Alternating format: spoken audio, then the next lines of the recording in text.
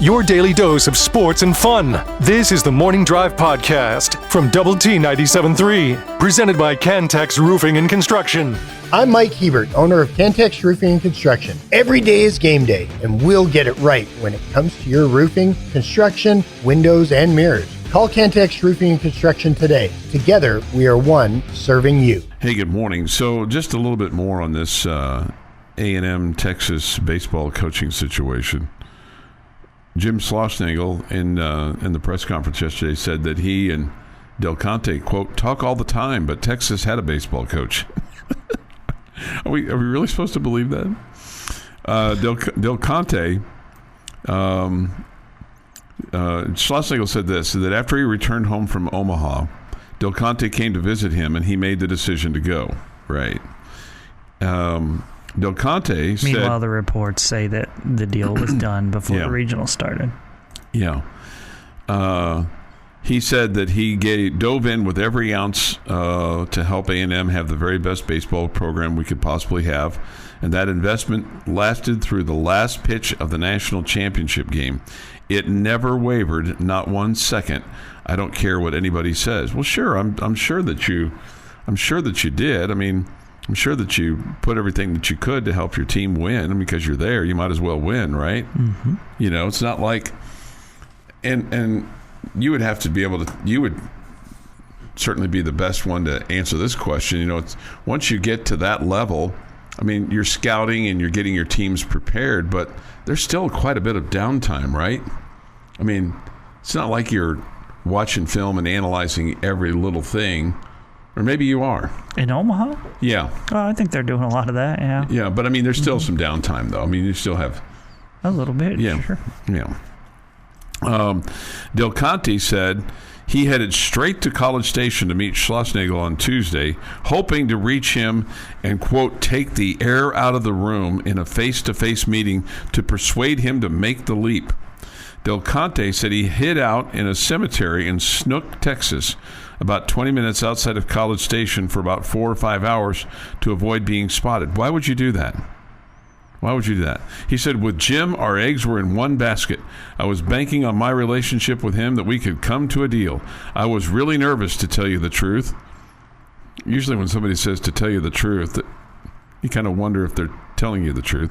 When I was in the cemetery and then on the way to their home, it's just as crazy as it sounds. I played every scenario in my mind. I drove to his house, had a long, long discussion, put him in the car, and we drove off. Would you hold a gun to his head? Put him in the car, and that they came straight to Austin and completed a contract Tuesday night about 7:45. Schlossnagle called the experience miserable, saying he understood the passion of the same fans he courted while he was at Texas A&M. Oh, man.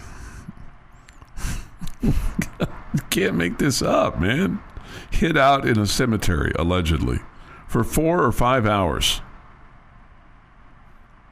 Why? Why? Why? Yeah. Like you said in the break, he knows what time that plane is landing. Yeah. He knows exactly what time that plane is landing. Yeah. Just wait till he gets home, drive to his house, set up the time, you know. I mean, that's just dumb. I'm sorry, it's not believable. Right. I don't believe he spent 4.5 hours or 4 or 5 hours, whatever he said, in a cemetery. If he did, he's more of a freak show than we thought he is. Right. Why would you do that? Why would you do that? I mean, you could go park at Walmart, whatever. Or any... Time your trip a little bit better. Yeah. I mean, go through drive-through, put a hat on, and put some sunglasses on. I'm sorry, you're not Patrick Mahomes. You are not Derek Jeter or Peyton Manning. Mm-hmm. Everybody doesn't recognize you. You're an AD. Right. Get over yourself. Right. I mean, people probably know who you are in Austin. I'm sure the people in the Burger King drive-thru are going to immediately go to TMZ with the AD for another school is in our city. You know, get over yourself, man. Somebody will start doing the timeline here, because it's an hour and 49 minutes from Austin to College Station. Okay, and then you hang out 4 to 5 hours after the before the plane lands. And the plane lands, and you have a long, long discussion, and then you get the deal done at 7:45 in Austin. It's just the timing just doesn't add up. He waited 4.5 hours in a cemetery. Oh, boy. I mean, that's just crazy. He said Schlossnagle said he considers David Pierce a friend. Well, you know, it sure sounds like this is, I mean, you don't just come to these deals overnight. I mean, he drove there knowing that it was a done deal. Yes. I'm driving there to get him and driving back and have him sign the papers, maybe. But it was a done deal. And the other thing, too, is, I mean, you're at the University of Texas. Why is your AD driving 2 hours? Why don't you just, okay, hey, we're going to get in the plane. We're going to land in College Station. We're going to meet Jim. Jim's going to come, boom. Well, I can answer that. Probably for fear that flight tracker. Yeah, that would be more noticeable. Yeah, because I have literally an app on my phone where I can see every plane in the air right now. He showed it to me during football games in the press box. Because we could watch the flyby. We could watch the flyover leave from where they were heading before the national anthem started. That's pretty cool. See? That's pretty cool. I hadn't thought about it like that. Or you just wait for the national anthem, and then you know when it's going to be there also. I mean, I usually always turn to the person that's with me, whether it's the lucky lady or the young phenom or whomever, and go, okay, when it's going to, and then, See, if you can just, when I mean, you don't need an app. Really where it benefits me for it is when they do their turn to head back north. Because they fly directly over the press box, right? So I can't see them. Now it is cool that we know exactly what they're doing. We can see where they're going. Oh, that's pretty cool. It is neat. That is pretty cool. It's probably a little bit neater to Jeff than most, but it's pretty cool. I think that's. He's probably going to get that app now. No, everybody in that section. It's a free app. Yeah. So I know, but I just hopefully maybe the connectivity will be a little bit. He's gonna. When you have so many people in there, the connectivity is not always as good. Propelled onto a big screen, so everybody in section. What is it? 204. 19. 219. 19. Section 19 is gonna be able to watch the plane coming in. College Station Red Raider says this: Snook is not on the way from Austin to College Station. Well, that's what's in the. See, College Station Red Raider. That's the little juke move he made. Like, he thought I was going left. I'm going right. He thought I was heading to Bryan. No, I'm going through Snook. I snuck through Snook. Snuck through Snook. In the cemetery. Meanwhile, somebody else says that David Pierce released the story to Kirk Bowles before the game to try and sabotage Texas. Oh, for God's sake. That's awesome if that's true. Yeah, that's good for him. Kind of is what it is. The Morning Drive podcast from Double T 97.3 is presented by Cantex Roofing and Construction. Time for this day in sports history. Today is the 27th day of June, 2024. A week from today, it's the 4th of July. But we got to get the rest of June kind of out of the way before you get to celebrate with fireworks and watermelon and hot dogs. Here's Jeff McGuire. Some of us just call it July. 1931, Ryder Cup took place. You gave him what he wanted, Jeff. You gave him what he wanted. Walter Hagen captains his second victorious American team. U.S. wins 9-3. 1977, Willie McCovey smashes not one, but 2 home runs in the inning for the second time in his career. The previous one was April 12th of 1973. 1980, Dodgers Jerry Royce, no hits. Royce? Yeah. Yep. Jerry Rolls Royce. I know. Royce. Okay. R-E-U-S-S, right? That is correct, sir. Yeah, Jerry Royce. Don't put that on the spelling words, Jamie. Yeah. He'd get that one. That's a tough one. No hits, the San Francisco Giants 8-0. 1988, Mike Tyson KOs Michael Spink in 91 seconds in Atlantic City. He was awarded $67 million for 91 seconds worth of work. I want to say there were people were outraged because that was I think a pay-per-view event. What year was that? 1988. Yeah, there was a lot of outrage because people were just sitting down and maybe something that was like boom boom and it was over with. And like, I paid how much for that? I paid, yeah, right. Yeah. You got the whole fight. What did you want? Right. It's not our fault that Mike Tyson was much better than the other guy. Like, that's how that works. Let's see. 1992. Quite possibly the most famous fail in Olympic sports. What was this? Dan O'Brien fails on the pole vault and is eliminated from the Olympics decathlon.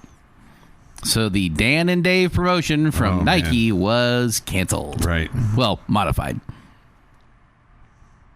1999, one of the coolest events that I got to watch on television. Tony Hawk was the first skateboarder to land a 900. This is a 2.5 revolution aerial spin at the X Games in San Francisco, California. Got to watch one of the greatest of all, probably the greatest of all time at his sport to learn how to do a trick, basically is what happened. If you haven't watched the video and if you have any interest in skateboarding, it's really cool to watch. And on this day in 2015, former Red Raider A.J. Ramos gets save number 10 on the year after a perfect ninth inning, striking out 2 of the 3 in a 3-2 Marlins win over the Dodgers.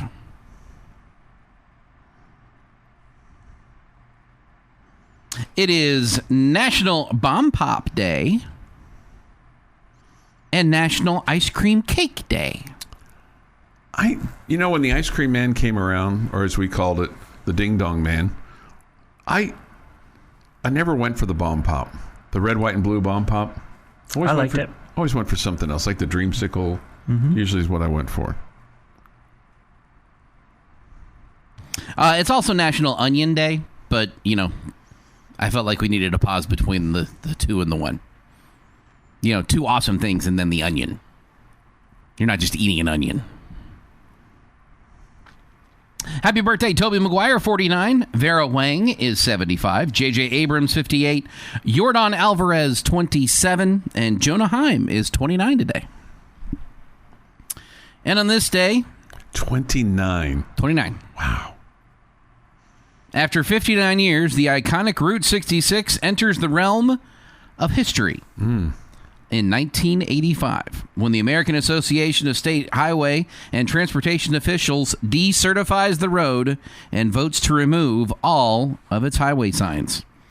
In October of 84, so the year before, Interstate 40 bypassed the last original section of Route 66 at Williams, Arizona, and the following year the road was decertified. According to the National Historic Route 66 Federation, drivers can still use 85% of the road on Route 66 as it has become a destination for tourists all over the world because people are looking to get their kicks on Route 66. And that is this day in sports history. Do you have that desire to drive the old Route 66? I've done it. Huh? I mean, I haven't done like the whole stretch of it, but I've driven on portions of it. But it's still labeled as 66. Yeah. Would you have a desire to go from stem to stern on Route 66? Well, you can't. Right. Wait, I know 85% is what you told us. Right, but most of that's like I-40. Okay. And no, I don't have any desire to drive the entire stretch of I-40. Okay. All right. That's a very long road and very straight and very boring. If Route 66 was still around, that would be fun because you drive through all the small towns and all the little tourist traps. You can and see all Lightning McQueen and where they hang out. Sure. But as for doing it now, I have no desire to spend 3 days on I-40. Okay. All right. Just checking. Just so you know, when you look at the Tyson Spinks fight, 700,000 households bought the fight on pay-per-view. In those days, it generated $21 million. Another 800,000 tickets were sold at closed-circuit TV venues, generating another $32 million. I just remember kind of outrage. Sure, I can imagine. Just because people, basically... How much did they pay you? Can you remember? No, I mean, if you did Seems like it was always like a 49. Yeah, I want to say it was 30-something. Yeah. $30-something, but I mean that was 1988, so yeah, no doubt, no doubt. So that was that's just. Have you ever paid for a sporting event like that or whatever, No. a boxing match or whatever? No. Can you ever see yourself doing it? I mean, obviously we do it now with owning streaming services. Sure. Right? If you have ESPN Plus, I do. But that's But that's not just one event like usually. Whatever. How much is it a month? $10 a month, whatever. Right. It's different than $30 for one game or whatever. It was 30. If you did the math, 21 million divided by 700,000 is $30. Yeah. Okay. When I'm like I've helped pay for a pay-per-view before. When I was really into the WWE, a buddy of mine got I think it was WrestleMania. And he's like, I'm not charging anybody, but I'm happy to be contributed to help fund it. I think it was like $60. Sure. And I think I threw in $10 for it. Because, again, I went to his house that day to watch WrestleMania. But that would be I don't know that counts as a sporting event. Yeah. No, I can't imagine what it would take for me to spend money on one single sporting event. It would probably take one of my children competing in said event to play. Yeah. Yeah, it'll be interesting to see. That you weren't at? Yeah, that's a great point, Jeff. That you weren't at. Yeah. I had I stubbed my toe. I couldn't go. That's where, and that was Michael Spinks's last fight, I should say. Last fight. 6:53 this Maybe morning. he took flight when he got knocked out. He probably thought he did. This show talks more about the SEC and UT and A&M, and it's getting old. Why is Chuck such an SEC fanboy? I'm not. I just find the backstory of this story fascinating, interesting. I mean, and it's not like it's 6 weeks old, right? No, it's like like yesterday, just happened. You have an athletic director. Can you imagine if you're a University of Texas alum? Or high roller, or just a regular, just walking around Joe on the street and go, did our athletic director really hang out in a cemetery for 4 or 5 hours so he could talk to a coach? I don't know. Probably we would be saying, wow, look, he turned over every stone. He did everything. We'd be so thrilled that we stole something from A&M. We'd probably be singing the praises of our AD if he did that. Probably so. We probably would be so stoked that it happened. Yeah, you're probably right. You're probably right. Your daily dose of sports and fun. This is the Morning Drive Podcast from Double T 97.3, presented by Cantex Roofing and Construction.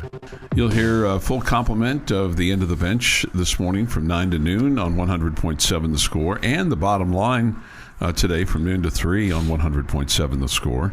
And then an abbreviated edition of Tech Talk today from 3 until 5 before Ranger Baseball. So look for Clint Scott to lead the force going into the Rangers and the Orioles tonight. Lead the force, Luke. He's the force. U.S. Olympic track and field trials continue today, and a bunch of Red Raiders trying to get to the Olympics, Jamie. That's good. So here's the list, and here's the times that they're running, okay?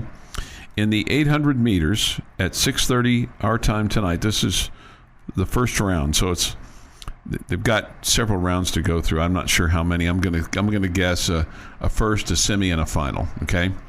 Vincent Crisp and Jonah Koch will go for the opportunity to advance on and represent Team USA. In the women's long jump at 8:18 tonight, Monet Nichols will compete. These competitions are taking place at the track there in Eugene, Oregon. Caleb Dean, who most likely would be a favorite in the 400 meters in terms of the hurdles, 400-meter hurdles, he'll run tonight at 8:20. And this will go by quick. And this, again, is first-round action. And then tonight in the discus on the men's side, Devin Robertson at 8:45 will compete. And then another person who, in all likelihood, just get out of the blocks and move forward.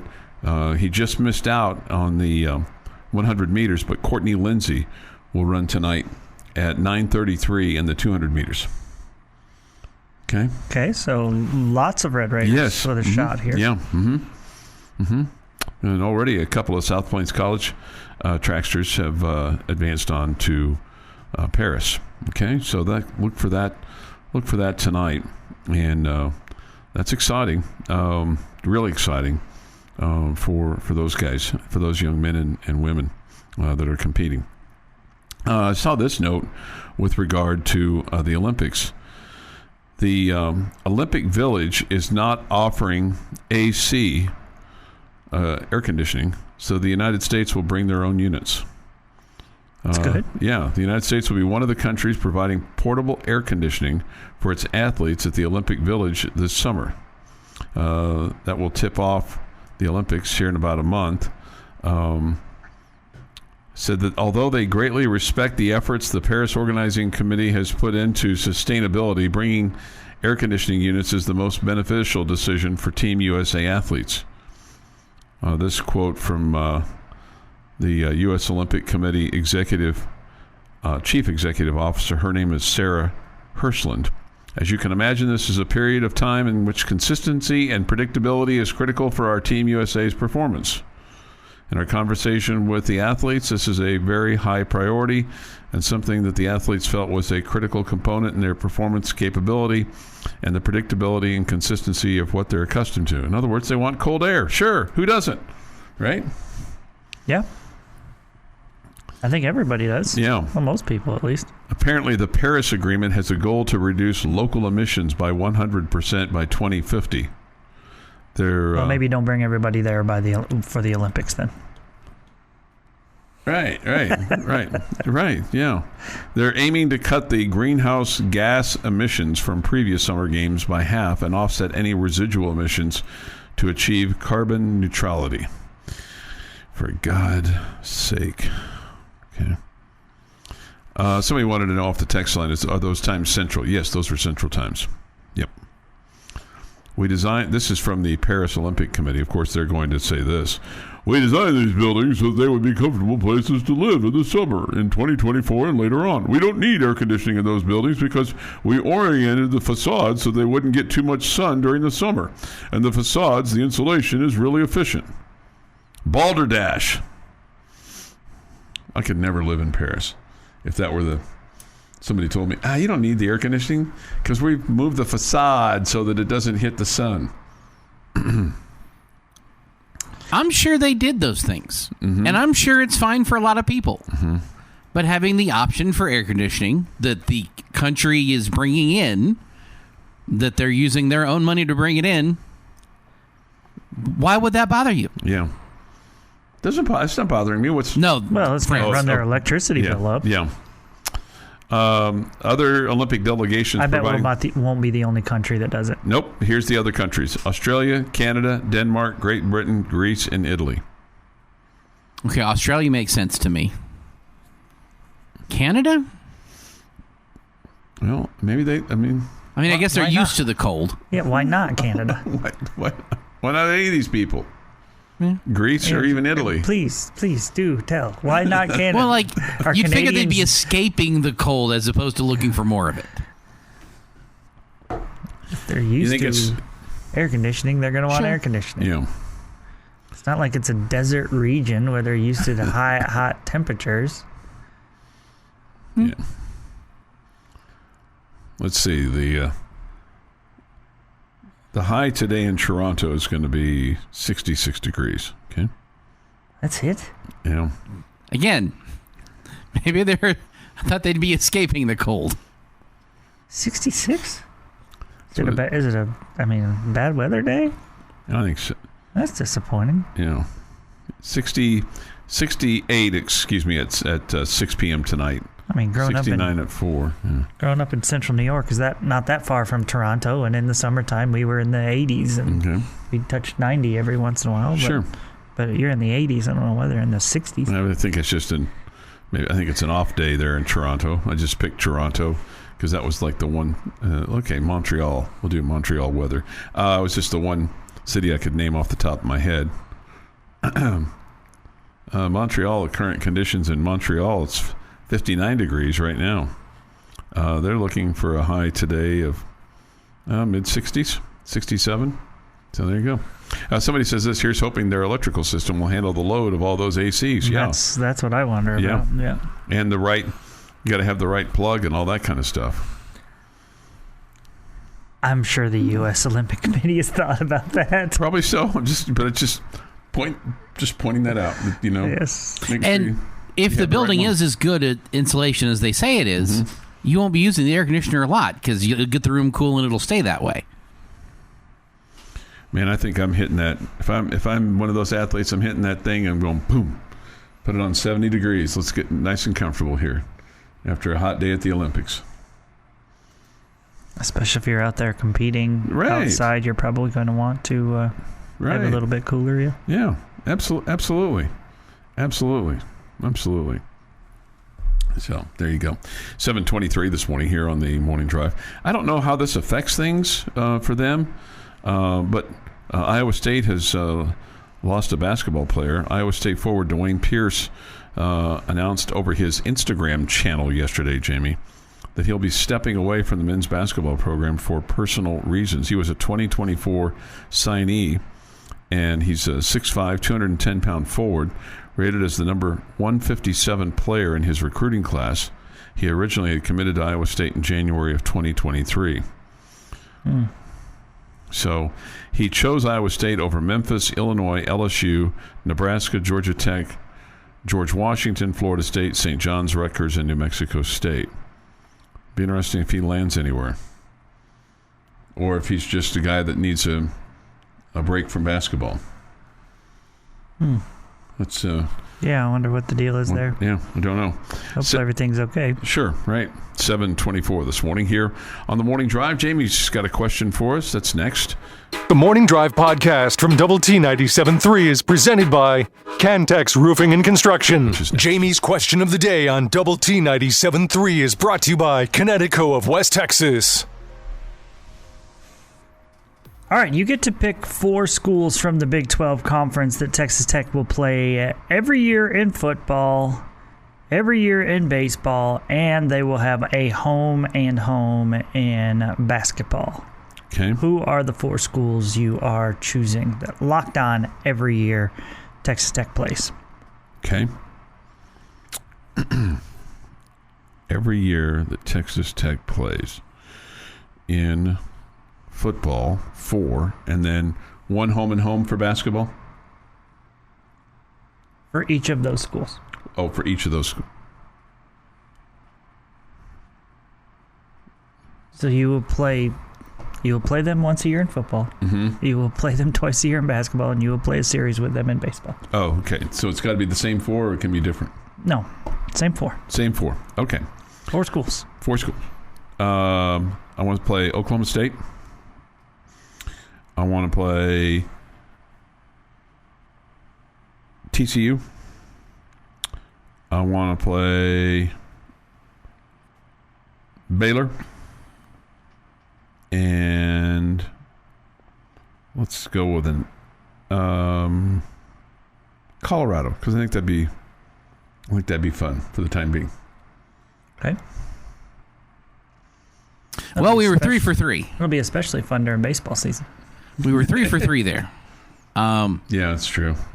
And then you went Colorado. I struck out there. And maybe I just have like PTSD when it comes to playing Colorado in football. No, you're not wrong there. I don't know that I'm not feeling that way for this year's game, but I don't know that I want to just play them every single year. But the 4th team, and I can't believe I'm saying this, would be Houston. So Chuck and I were 3 for 3 with Oklahoma State, Baylor, TCU, and then throwing Houston in there. Let me amend mine, because I was in error there with the Colorado. I'll do BYU. Okay. I'm simpatico with Jeff. The 3 Texas schools and Oklahoma State. I almost would rather switch Houston out for Arizona. That's the debate. Because I don't want to give Houston the benefit of the doubt of getting a chance to beat us every single year. That 1 out of 10 times, and all of a sudden they're like on top of the world because of they beat us, and whatever this. Like, I don't want that. I don't want them to have any of that joy. Yeah, I really wanted to put Arizona in the mix there, but obviously we just have 4. So, I would go for Arizona over Colorado or BYU or Utah, any of those schools. I like the Arizona part way more. Yeah, I'm also not real thrilled about playing a home and home with Houston every year, with as good as their team looks. In basketball, men's basketball, that could hurt. Yeah. I'm just thinking, me personally, I think the rivalry games that get your fan base excited, that make for a better atmosphere, the teams you really like to beat and hate to lose to, all that. Those are the ones that I would throw in the mix. They're the ones that I'm the most passionate about. Those 4. Yeah, and I don't, and you're not necessarily going to always have. I think you're always going to have Baylor and TCU on the schedule. I'm not sure you're always going to have Oklahoma State on the schedule in terms of a home and home. Next year, we're not going to have Baylor or TCU. We just talked about this. Yeah, well, that's true. Yeah. Tech isn't guaranteed to have anybody on their schedule. That's right. Yeah, we're not having either one of those. Yeah, that's right. And in 2025. This is where this question came from. Yeah, and how we didn't get hooked up with Houston in that way, I don't understand that. Like what the Big 12 was.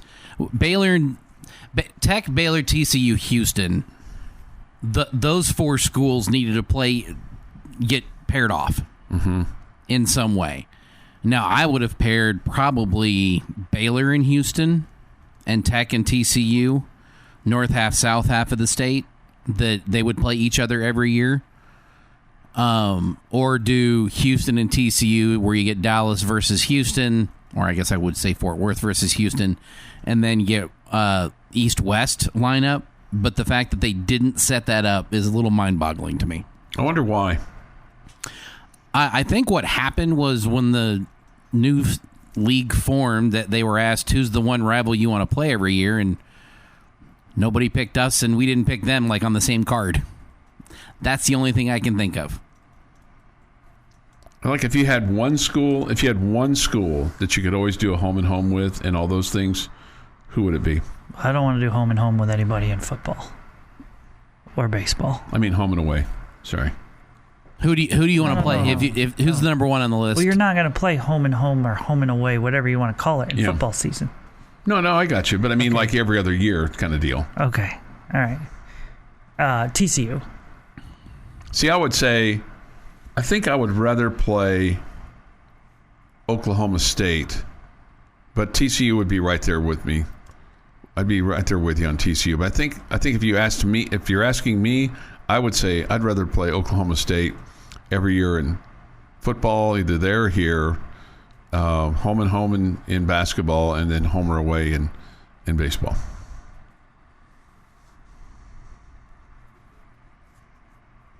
God, this is tough between those two. It's one of those two. Give me a coin, I'll flip it, and then call it heads or tails.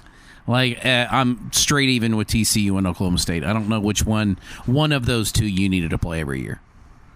I don't know which one I'd rather play. I think Oklahoma State could mean more for the conference, but I think our fan base gets more excited about beating TCU. But I think it's close. Between those two? Do you think Houston sustains itself after Kelvin Sampson leaves or retires?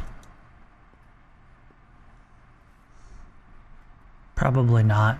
Yeah, that would kind of be my guess. Although, now that they're in the Big 12 and that they've shown that they can have success, it kind of leads you to believe that the next coach will be someone that will be of a high profile, that they want, because they took a little bit of a risk with Kelvin Sampson just because of his past.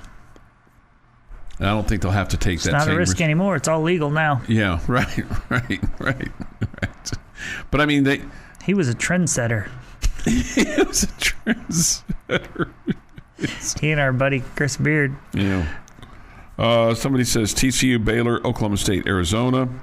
Somebody else says Oklahoma State, Baylor, Arizona State, and Arizona. Somebody says Arizona for basketball. Baylor, TCU, Oklahoma State, and Arizona because they think they're close enough to get a good rivalry going. Okay, that's not a bad thought. And then one other, Baylor, TCU, Oklahoma State, and Houston. This is the Morning Drive Podcast from Double T 97.3, presented by Cantex Roofing and Construction. Flooring Center chat line. Go to the Double T 97.3 mobile app for that. Also, the Visual Edge IT hotline. It's open too at 806-771-0973. Okay. So if you're headed out to vacay tomorrow or over the weekend, you got to buckle down. Just a friendly reminder, to kind of make sure that you get all your stuff done so that you don't have too many distractions while you're away. I'm sure that, like many, you get that occasional phone call or email that you've got to deal with, and hopefully it doesn't happen at the inopportune moment, like you're at the top of Space Mountain at Disney World, or you're getting ready to do your the peak of your vacation thing, and then all of a sudden you get this email from somebody that asks some mundane question that they gotta have the answer to right now, right then, mm-hmm. But the thing that's always weird about that is it's usually the people that do that to you don't want that done to them. Usually the people that make the request to you while you're gone, if you did that to them, they'd be like, what are you doing? Or they don't respond. They just ghost you.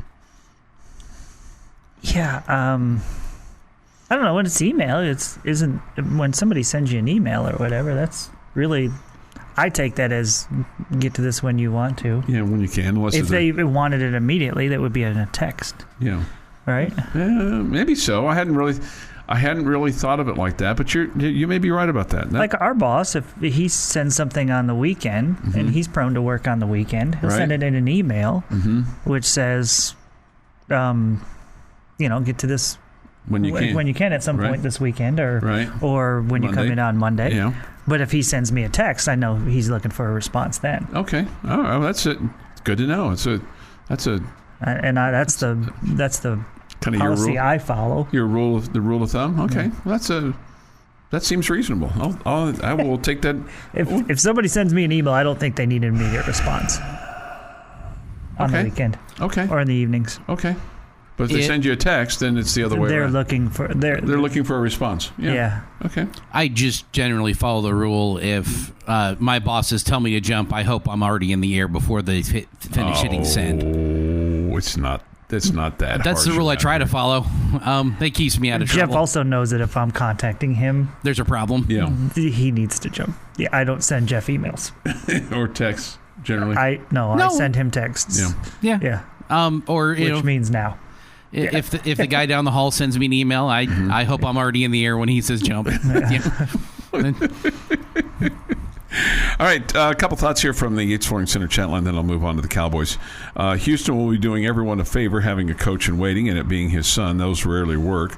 And with their momentum they have right now, I think it would be a coveted job because of the recruiting ground. Yep, I do too. And the fact that they're in the Big 12. Yeah. In Houston, you have two chances to recruit players because a lot of time transfers find their way back home or closer to home. Yep, there's a lot of truth to that. Yeah, it's definitely a fertile recruiting ground, mm-hmm. but you also see that they're recruiting across the country. So mm-hmm. it's not just Houston kids. Yeah, and with the success that they've had, they're probably in a point where they're selecting as well. Yeah. They can be a little bit more selective. These student athletes are probably thinking, man, if he was cheating before cheating was allowed, imagine how much we're going to get now when cheating is legal. Imagine what we're going to get now. Yeah. Right. Right. Technically they could be getting less now because now that it's being reported, they have to pay taxes on it. True. I'm going to be really, really interested, and I hope these young men and women are putting money back or taking care of their business. Sure, they are. Well, we know that's well. Look, regular human beings don't do a good job of that. That's exactly right. So, why would we say that 100% of these student athletes who are basically 1099 employees are going to be in that situation? And especially we weren't doing it when we were 18, 19, 20. We weren't putting money away. At a certain point, you get older and you realize, okay, I need to be more mature. But having taxes taken out. The question that I have, I don't know.